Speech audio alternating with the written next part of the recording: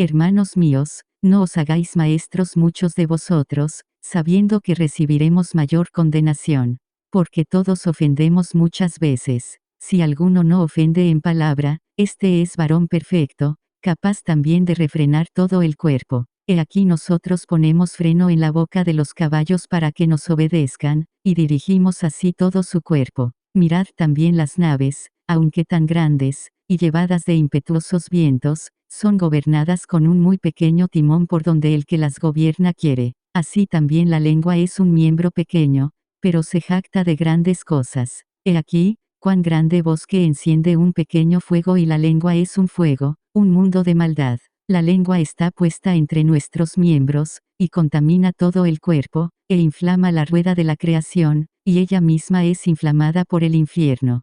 Porque toda naturaleza de bestias, y de aves, y de serpientes, y de seres del mar, se doma y ha sido domada por la naturaleza humana, pero ningún hombre puede domar la lengua, que es un mal que no puede ser refrenado, llena de veneno mortal. Con ella bendecimos al Dios y Padre, y con ella maldecimos a los hombres, que están hechos a la semejanza de Dios. De una misma boca proceden bendición y maldición. Hermanos míos, esto no debe ser así.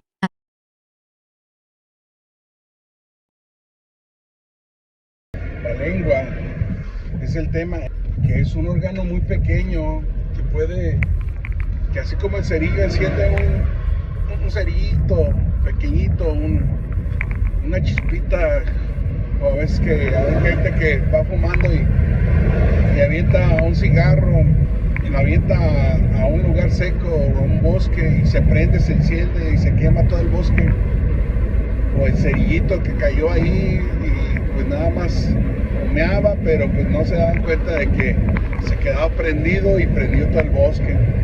Así también es, así como el cerillo pequeñito, así también es la lengua. La lengua es un instrumento muy pequeño, ese instrumento que Dios pues ha puesto en nuestra vida. Y aquí es la sabiduría y la inteligencia de quien puede refrenar su lengua, que pues es sabia la persona que puede refrenar su lengua, es una persona inteligente, es una persona que piensa antes de hablar, que frena sus labios antes de decir cualquier palabra, soltar cualquier maldición, muchas de las veces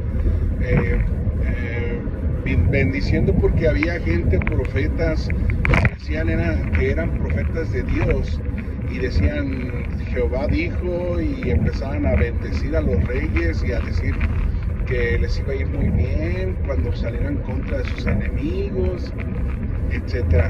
Pero en la realidad es que Dios no había hablado por ellos, y aunque hablaban bien, aunque decían bien, estaban soltando una palabra que no era de Dios, y de ellos decían, así ha dicho Jehová, y Dios no dijo esas palabras. Como no las dijo, no se cumplieron, y por lo tanto, pues esas personas pues no eran profetas de Dios, eran falsos profetas. Y en aquel tiempo tenían una ley de que los profetas iban a morir, esos profetas que hablaban y que no lo hacían de parte de Dios. Entonces, sin embargo, por ahí en los tiempos de que hubo complicaciones al momento de soltar la palabra, como Jezabel pues procuraba el mal de aquellos que sí hablaban la palabra de Jehová, pero que pues se estaban escondiendo. ¿Por qué? Porque por miedo pues a Jezabel, por miedo a la repercusión de hablar la palabra de Dios, de hablar la verdad, de usar la lengua para el bien, aunque no era del todo agradable a aquellos a los cuales iba dirigida esa palabra. Pero así como la lengua es un instrumento muy pequeño, es muy importante porque dependiendo de la lengua, por tus dichos serás justificado y por tus palabras serás justificado. Entonces, por tus palabras serás juzgado, por lo que tú digas, por el juicio que evitas, por la lengua que tú utilices, una lengua mentirosa, una lengua llena de engaño, una lengua llena de envidia, una lengua llena de calumnia, una lengua llena de odio, de rencor.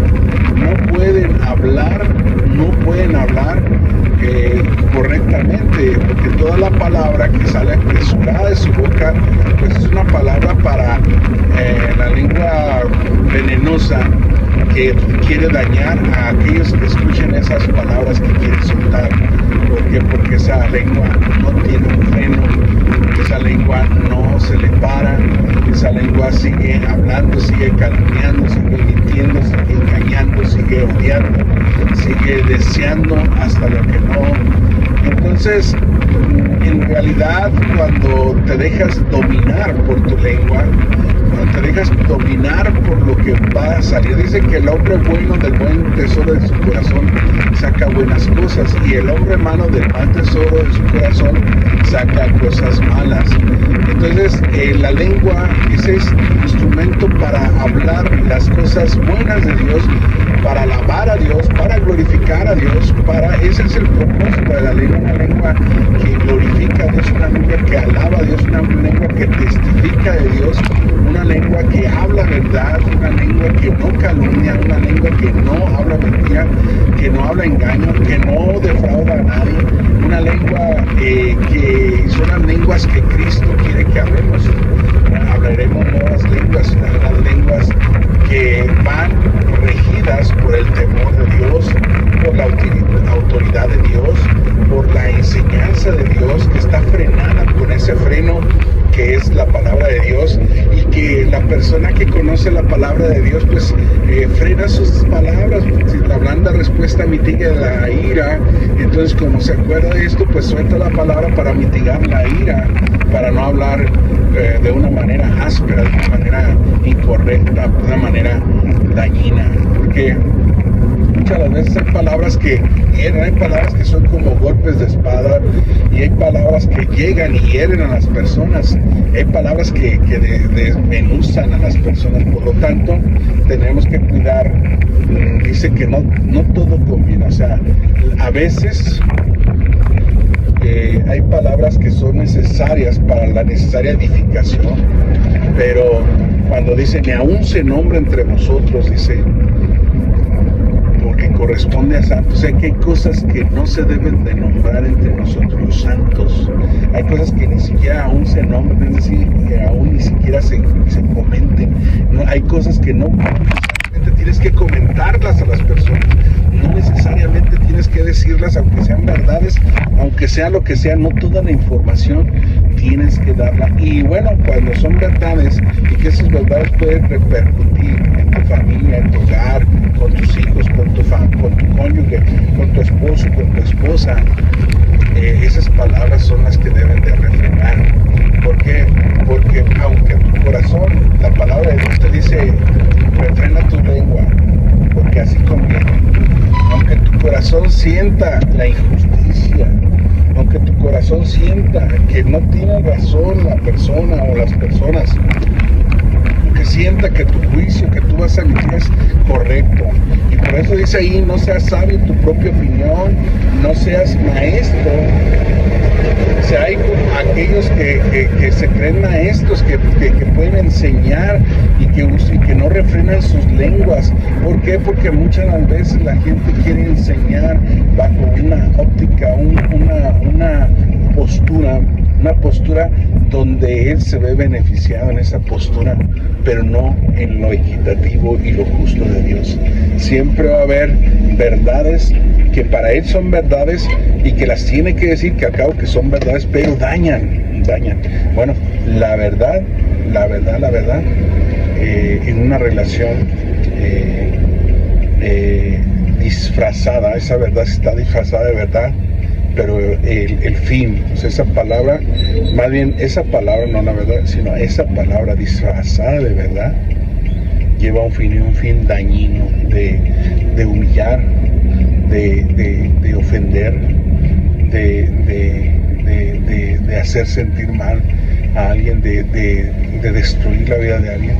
Jesús no fue así. Jesús, cuando la mujer fue sorprendida en adulterio, Jesús podría decir como los demás esas palabras que decían que, pues, que la apedreara, que la matara, que debe morir, que todo juicio ya, un juicio ya muy duro, y pues algunos le decían pues ramera, o a lo mejor pudieron haberla tratado como tal, y más sin embargo Jesús nunca la acusó, nunca le dijo las palabras malsonantes, nunca le dijo para herirla, para hacerla daño, para dañarla. Jesús le habló con amor, y no le habló de inmediato. O sea, primeramente tenía que resolver lo que estaba pasando en el entorno, porque los que estaban ahí alrededor querían hacer algo muy malo, querían matarla, querían apedrearla. Entonces Jesús tuvo que arreglar primeramente esa mala intención, que una mala intención de maldad, pues querían pegar con maldad, querían resolver según ellos la maldad, que era más grave el asesinarla, pero al final del día era maldad. Ambas eran maldades, pero Jesús tenía que reprender la maldad, y no les dijo nada, no les reprochó, oiga, tú hiciste esto, aquello, no, sino sus propias conciencias de ellos.